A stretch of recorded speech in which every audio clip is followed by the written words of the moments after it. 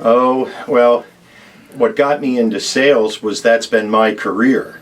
I've sold cars. I've sold for AT&T for many years, and telephony, data products, things like that. What got me here was I'm a longtime fan. I've loved this station since it came online, and progressively I became more a part of the station. I started being asked about helping with events. Then I was asked to create a volunteer group that would help with the events. And then when my family and I finally moved here permanently, I was asked to join the sales force here. The rewards with this job is I get to work with a bunch of great people.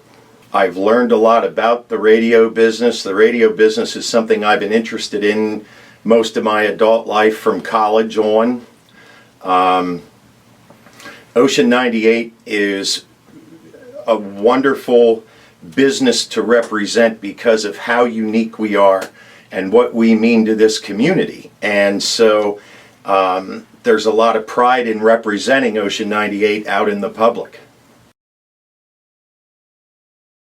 Oh, I think we're the voice of this community. I think people listen to this station, especially during the morning show, to learn more about what's going on in town, more about people who drive the town and do things in the community that are for the community's good.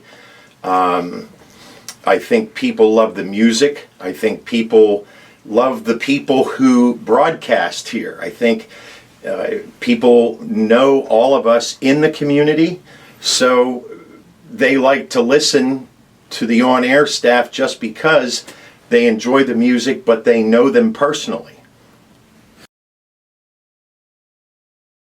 Challenges with the job. It's interesting you asked that question.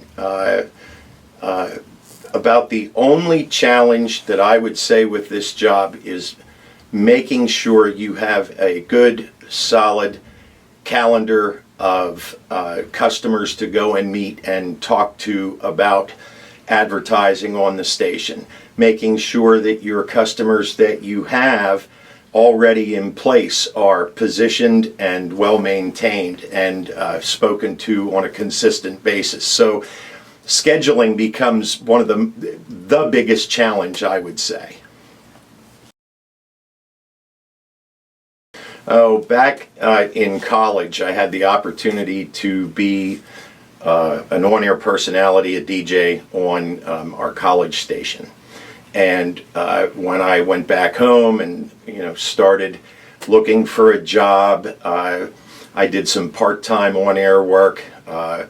It was a time period where the club DJ was starting to come into fashion, where clubs had equipment already there for the DJ, which was something relatively new in the mid to late 80s. So what happened was someone would say, well, he was a DJ on the air, put him up there or something, so I'd get to play some music and have some club experience as well. And it's just always been a fascination to me. I grew up in a time period where the radio was where you went for music and information.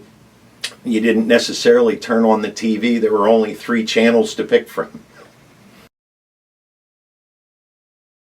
The advice I would give is make sure you do enough every day that you have a solid list of potential customers you wish to go and speak to about advertising on the radio station, that you also have a list of customers that you already have brought on as advertisers that you speak to on a regular basis, and that you understand that sales is conversation.